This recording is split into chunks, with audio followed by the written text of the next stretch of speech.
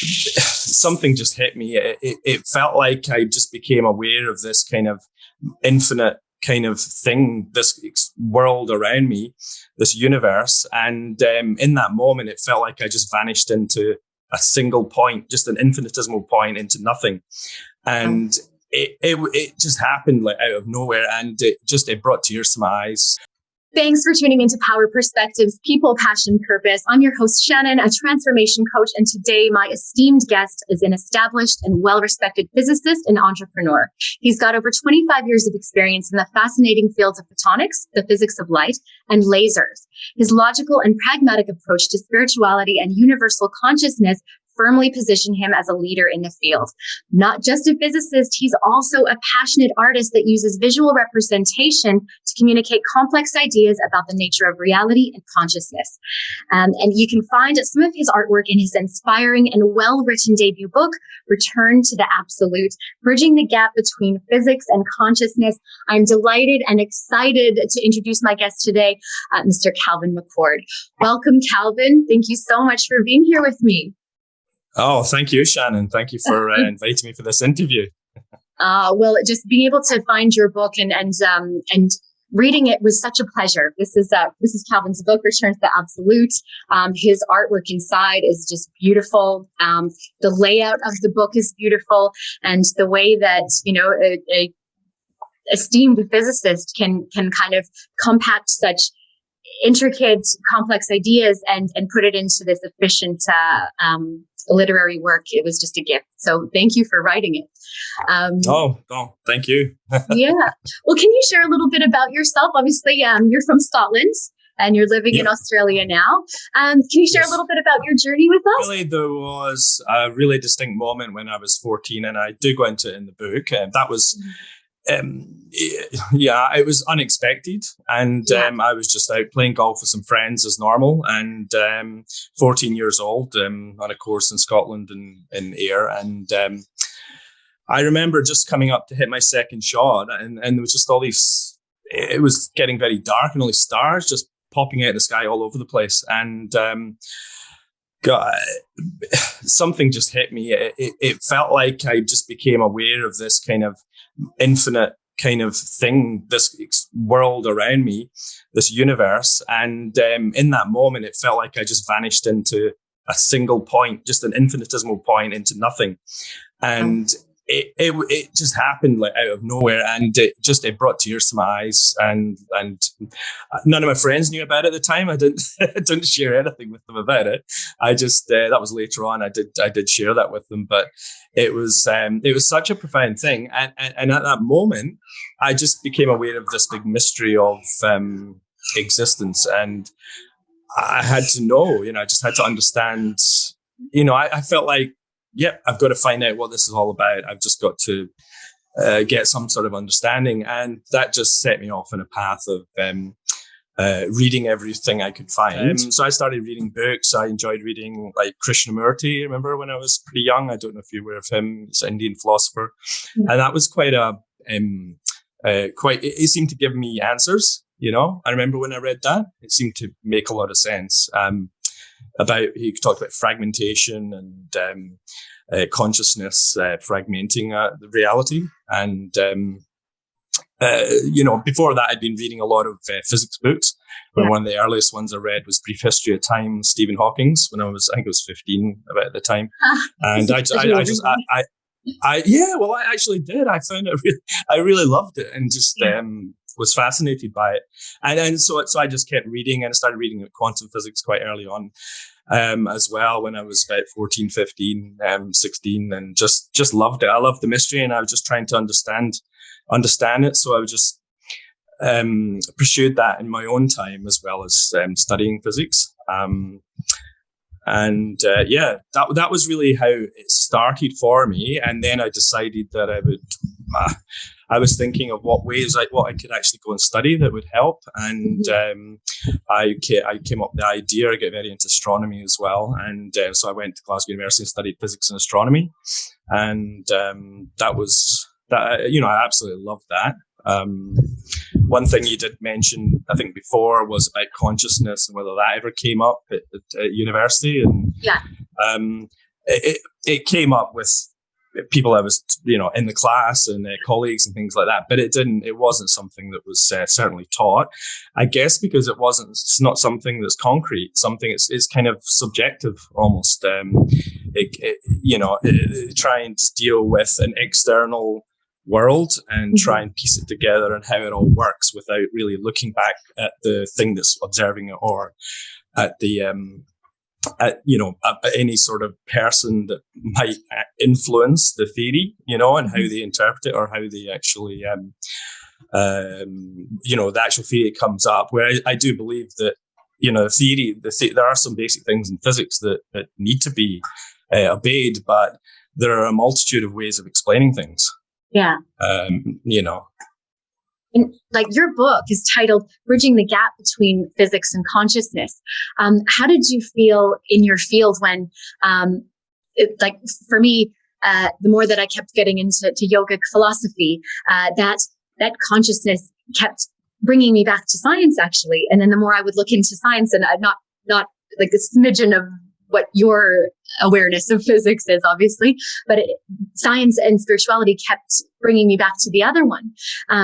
When did you kind of feel like there isn't one without the other, or do you? It's interesting because I think both my parents, my dad is more, he wants to see the evidence first before he believes. So he doesn't say he's not an atheist, but he wants to see the evidence first. And my mother's a bit undecided about it, kind of believes. Whereas I just seem to have a belief, I guess. I don't remember not. I did go to Sunday school when I was younger, just because I had to. That was, same. I did that for quite a few years. And at school, when I went through school at religious educations, my RE teacher didn't like me because I asked a lot of questions. Wise. And so it was always there for me. There was always some kind of faith. I would try and talk to God or whoever in my head from a young age. But then I did have quite a very strong sort of experience when I was 21 and I was living down in Oxford. I may have mentioned it in the book. I was working in a laser laboratory there, and I was writing all the time. I was writing so much. I was writing a sort of paper about information theory to do with, as a sort of idea about reality. And I was in the apartment. I'd been writing for hours, and I just sat back in the couch. And I remember it was like my thoughts just started to cascade faster and faster and faster and faster, and it got so fast. At the same time, my heart started to race, and it felt like it was going on fire and it was burning, and it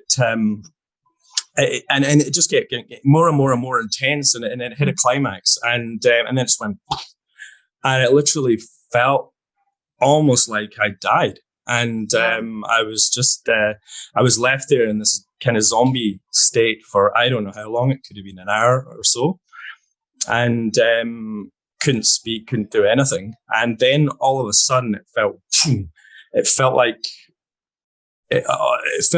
my free will or my consciousness or awareness or something came back into my body. And it just was, it was such a powerful experience for me. It felt like I'd been given the gift. It felt like I'd lost my free will before that. I sort of experienced what it was like to have no free will at all, and to no consciousness, no ability to think and to do anything. Back to having this amazing gift of free will without any strings attached, with complete freedom to think or do whatever I wanted. And it brought me to tears, and it was such a beautiful experience because it felt like true unconditional love. For me, this gift with no strings attached. And, it really did have a profound impact on me. At the time, again, I kind of used words and things of how I felt and where I was at the time. And I used the word God. It felt to me like, it almost felt like my soul had been taken away and then it had been given back to me as a gift from God kind of thing. And And I just felt this amazing unconditional love. And I managed to go to bed after that. It took me a long time. And the next day, my whole perspective had changed. I was just walking around and I was really seeing things from not an attached perspective through just my kind of, personality and my preferences and what I like and don't like and which side, taking this side over that side. It was just seeing things in a sort of general way. And I didn't really talk to anybody about it at the time. I could still, I did I was working in in a laser laboratory at the time. And, it stayed like that for quite a long time. And to be honest, it's never really gone, that feeling. It's always there, but I did kind of, at one point, I kind of put it aside and I sort of said to myself that maybe I don't want to go into all this sort of stuff. I'm not sure. So I tried turning my attention away from that for many years. And it wasn't until I was 33 and I was working for a company more in technology, laser technology. I was working developing medical laser products and all kinds of lasers for anything that anyone could imagine. So I was doing that. And it was great. I was doing well, but I was quite unsatisfied. And there was one night where I was just lying in bed and I just started screaming in my head. And completely silently. I was in the bed with my wife at the time, and no one knew about it. Yeah. But I was just desperately kind of unhappy and unfulfilled. So I kind of let down my own, ego of like, I've got things worked out. And I asked in my head to help me, God, can you help me, show me the way? I completely give up. I don't have any clue what to do. Yeah, complete and utter surrender. And I was tears in my eyes and just completely got to that place. And then I did get some sort of things back at the time, but then I just let it go completely, forgot about it. The next day I went into work and we were going up to the Gold Coast, my wife and I, on holiday with our kid and Kira. And but that day there was a guy phoned me, one of the customers up in the Gold Coast, and I said I was going up there on holiday, personal holiday. He asked if he could meet me and my wife and take us out for dinner. I said, okay. So we flew up to the Gold Coast. I was just a couple of days later, and then we were staying in the Q1, just opened up at that time. And so I went there. He came up and he was just saying he just came back from Sydney the day before. He was actually that morning. He just got back.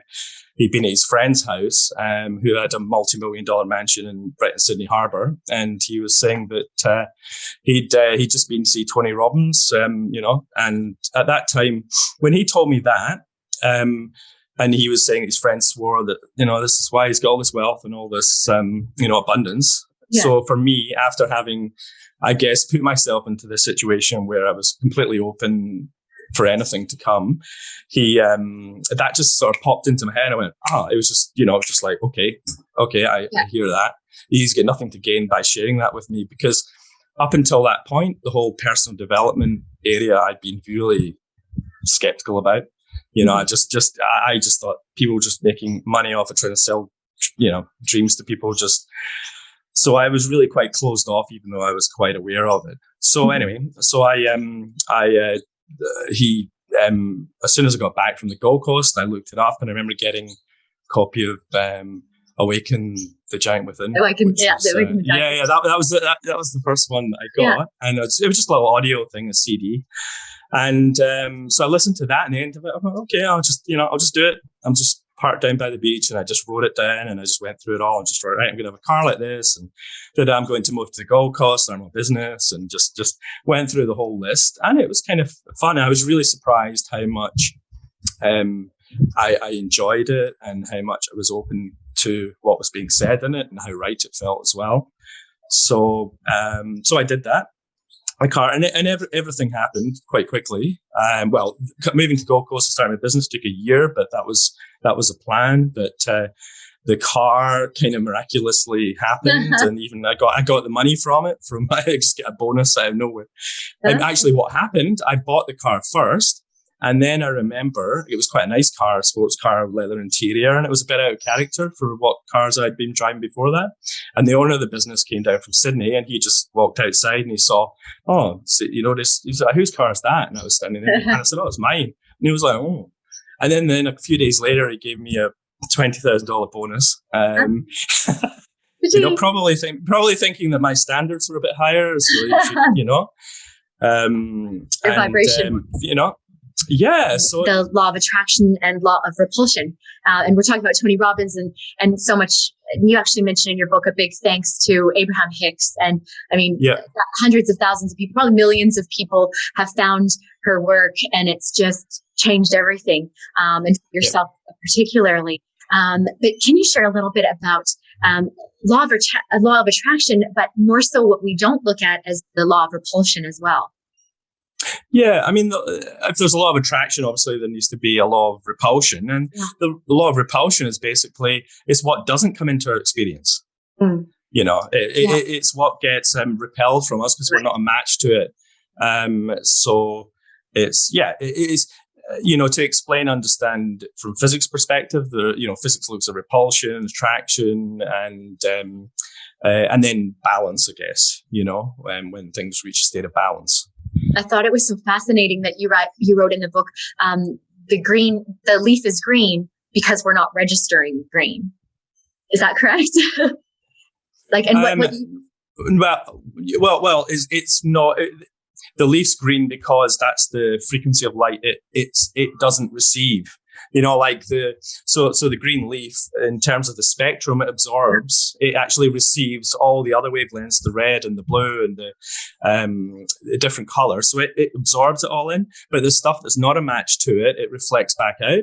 So it doesn't receive it, and it reflects the green. So, and that's why we see it as being green. Yeah, I guess to some people, when you start talking about things energy outside of the senses, some people will think, maybe not from a physics background, sort of think, oh, that's a bit, not real. It's a bit abstract, or it's a bit, which I almost can't even think from that perspective, because I spent 30 years working in that arena. Just that's what I do. I worked in all the different frequencies, from X-ray, gamma rays, through to not so much radio waves, but, the whole spectrum, which goes from such a range. I mean, we literally perceive only the visible spectrum goes from 400 nanometers to 700 nanometers, but the spectrum just stretches out so much in both directions that it makes that little band we see just scourge into nothingness almost, or just an infinitesimal point. So all that energy and frequencies outside of it, I've spent last 20, 25 years producing them and detecting them and using them just for all kinds of industrial, medical sort of applications. So it doesn't. Yeah, so I don't see the world I see the world more with all that taken into account. I don't just see it through the five senses. That's more of what it is. There's a mind sort of thing. Yeah. And all that we know about, we don't know even how to properly define consciousness. But when we talk about our knowable senses, how we can possibly observe the universe is with these. It's like 0.0000000 with 15 zeros and a 1 is what we actually can define the knowable universe as with our senses. And then 99.9999 is gravitational force, electromagnetic energy, gamma rays, microwaves, all of the things we don't know, and then some. How did you kind of reconcile that, working with it for 30 years, being like, we're kind of living in a, I don't know if you want to say hologram or what your physics mind would call it. How did you reconcile that? Well, for me, I actually see that limited perspective as a really important gift, because if it wasn't for that limited perspective, we wouldn't have the opportunity to see the world completely. If we saw everything, and everything, we'd just be in that one place, that whole place, and we wouldn't have the opportunity to come to our own understanding of things from a completely different perspective. So seeing a partial view of things allows us to, even though we're never separate from it, it just appears that way. So we can find our own way back to it. I guess that's what I'm talking about. We return to the absolute. We find our own way back to it through our own experiences and channels. And when we do find our way back to it, we can share it, or we have experiences of it, then we can share that, and everybody has something different. They've got a different perspective. And so I think that limited perspective created by the five senses is actually a wonderful thing. And it's important, so important. It gives us that sense of individuality and so that's so great. That's like the name of the show is PowerPerspectives, understanding that every single conscious being has its own perspective that no other perspective can have. And that's why it's so important to the universe, because it's the only one that exists like that. So you just define that so great. And to take it as being a gift instead of something to be reconciled with. Thank you for that. Yeah. I mean, we always have that access to that bigger perspective anyway, through whatever, sixth sense or the, meditation and tuning into that. We do have access to that. And like you had a lot of people call it a dark night of the soul, or for you, maybe a couple weeks, months time of the soul. And then found that kind of return to being who you are a bit, being the artist, being the author. Can you describe that experience with us a little bit and how it changed you? Yeah, it was quite a big. When I moved up to Queensland, I did start painting again, and I started to feel quite inspired doing that. But then, and I was doing that for about 4 years, and then I went to a big 6-day personal development thing, which was quite intensive. But afterwards, you were supposed to change your diet and to go into more vegan and healthier diet, which I did. But about a week into that, I started to feel not feel too well, and then the following day, I remember I just had a excruciating pain in my lower back, and I just laid down on the floor. My wife at the time came, and we had a blood pressure monitor at the house, and she measured it, and it was up at, I can't remember, it was up at 170 over 110, which was quite high.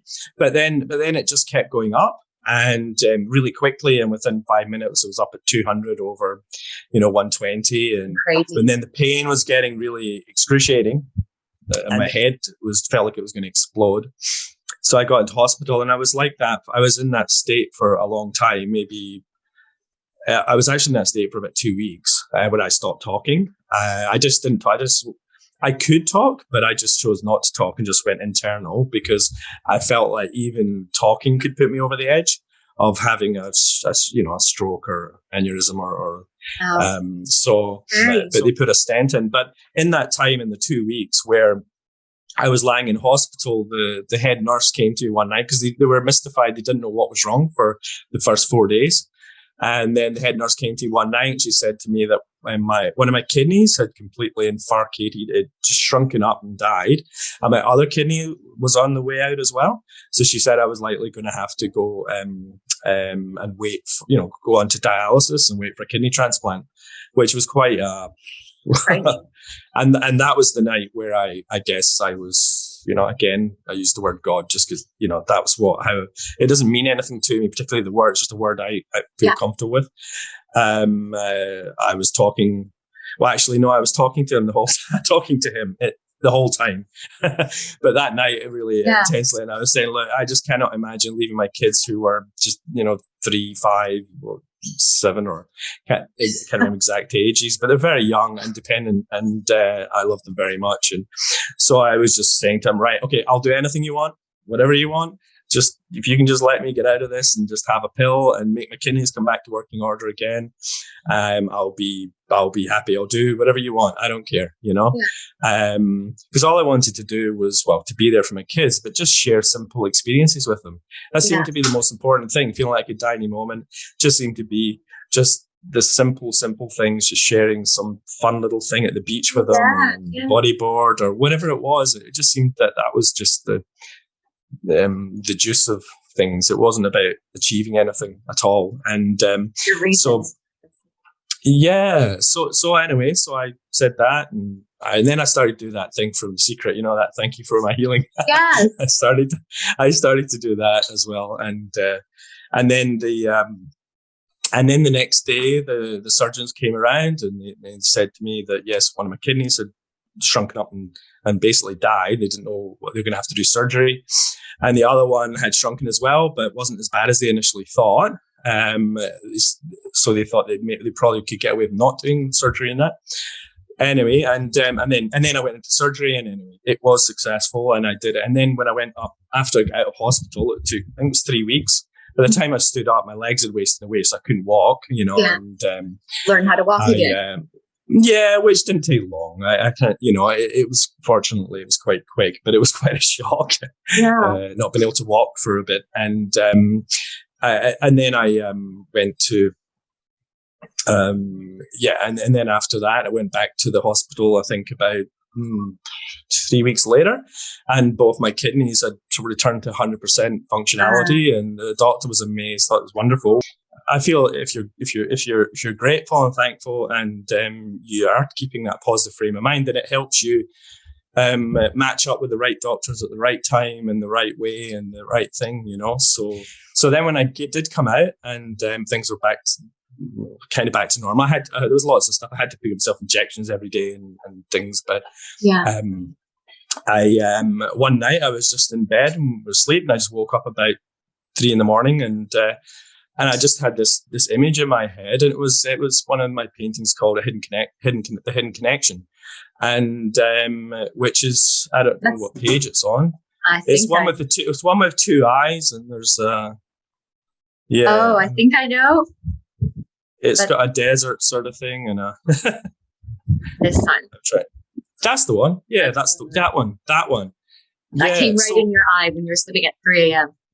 Okay. Yeah, that popped straight into it, and the meaning behind it, and the actual symbol itself. So I just got out of bed and I just drew that symbol, and the symbol's about, there's like the two eyes, different perspectives, I guess. One of them is looking through the five senses with these five little bits, seeing the world through the five senses, seeing things as being separate, but the eyes looking the other way, but it's still actually connected to everything. Yeah. And then the one in the bottom is looking the other way, so it sees the solid connection to everything. And and the tracks came a little bit after, but awesome. They just represent, the tracks in the sand represent the individual journey, because it's not a predetermined road. It's kind of like make your own journey to that. And it's so great. So anyway, so that came to me, and then I just started painting, but I was also writing a lot. I was writing so much, I just couldn't help it, and I was just writing overflowing out of you, pages and pages overflowing out of me, and painting and art. And most of the writing, I didn't keep it. I just kind of let it go and just didn't. There was just so much of it, and it was something I just couldn't help but do. And yeah, so that was in 2013. Another thing that happened in 2013, coinciding with that, was when I had heard of Abraham Esterhick's sort of work before that, because I watched The Secret back when it came out, 2006, I think. Yeah, and but I watched, and I did look a bit of Abraham at that time, and at that time I looked at it and I thought, that's a bit strange. I was like, that's a bit strange. I kind of listened to it, and I was like, so I didn't really get into it, but then after that experience in 2013 with my kidneys, then when I came out, I just started to resonate with it, and I just started to hear it, and it made sense in terms of the sort of stuff I was writing about physics and how it was relating to it. So, and it just felt really, really right to me. So, that's so great. I did go and see that. Yeah. To have some a speaker and an international speaker like Abraham Hicks, like Esther Hicks, to resonate with a scientist that's been in the field and seen all of these different kinds of approaches to study the observable universe, and in alignment with that gives hope to so many people that haven't had the chance or the desire or the ability to be in the fields of science like you had. So that's great for it to resonate on such levels. Yeah. Many people don't need that at all, because you get personal evidence in your life. When you change something, and you tune in like that, or you change your energy however you want to call it, then you can notice corresponding different experiences, different results come back to you. So you can actually work out the correlation. You can't prove that to somebody else. You can only prove that to yourself. That just reminded me when you said a correspondence story, like in the book as well, you're not just talking about physics and you're not just talking about your personal experience. You're also talking about different methodologies or different kinds of religion or ways of thinking about something that has an overarching fit for humans in the way that we think about life. But I love that you talk about Hermeticism and the 7 principles through Hermes Trismegistus. And also, then you talk about the Tao and you talk about Christianity, Buddhism, and it's all has ties to one another, to links to one another. You just cover so much in such a small amount of time. And like you were saying, you're writing so much.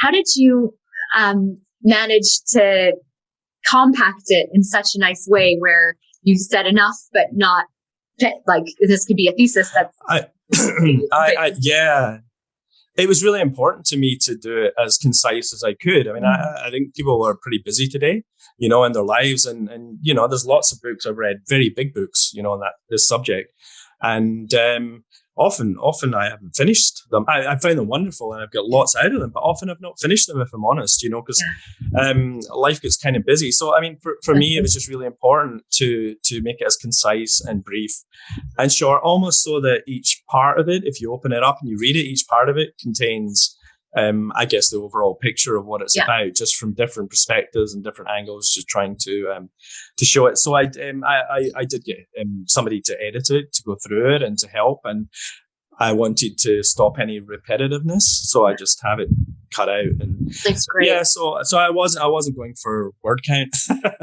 For you, what has been something that's really impacted your life, like a book that you have or a quote that you keep coming back to? Can you share something like that with us?